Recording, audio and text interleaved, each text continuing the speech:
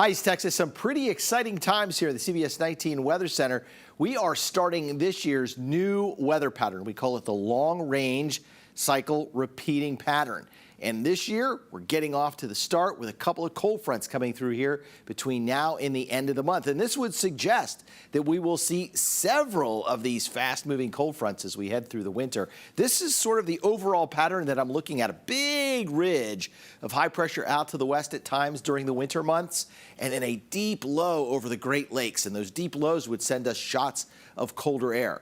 Now, overall, we're looking at warmer than average temperatures, but whenever we get into this type of a weather pattern, that's when we're going to see those shots of cold air for maybe 2 or 3 days at a time. In terms of the next 90 days, the temperature outlook is leaning toward above average here in East Texas and likely above average over West Texas.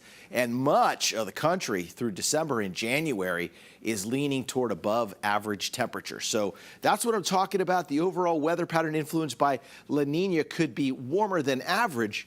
But then you've got those shots of colder air coming in from time to time. The rainfall outlook, unfortunately, below average rainfall to below average rainfall likely favored all across the central, southern plains, and all of Texas through the first half of the winter months. All right, we've got to talk about La Nina because it is influencing our repeating weather pattern this year. The trade winds normally blow east to west, and it blows warm surface waters toward Asia.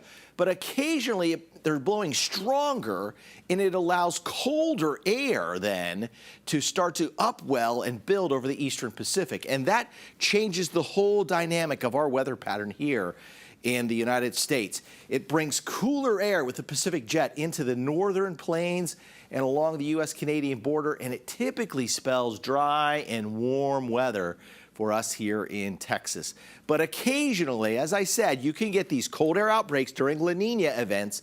And by the way, this is a triple dip La Nina. This is the third year or third winter in a row that we're going to have La Nina. Last year, our average temperature was kind of mild at 52 degrees.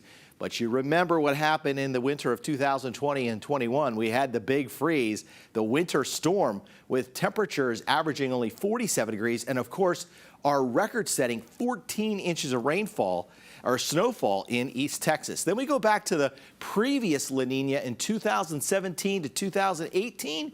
We had 1.5 inches of snow and an average temperature just over 48 degrees. And then you go back to a double dip La Nina, 2010 to 2012.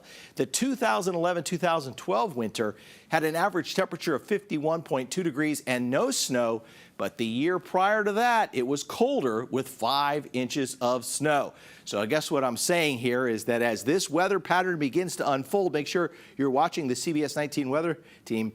We're going to be able to pinpoint those times when those cold air invasions could come in and possibly set us up for some snow this winter.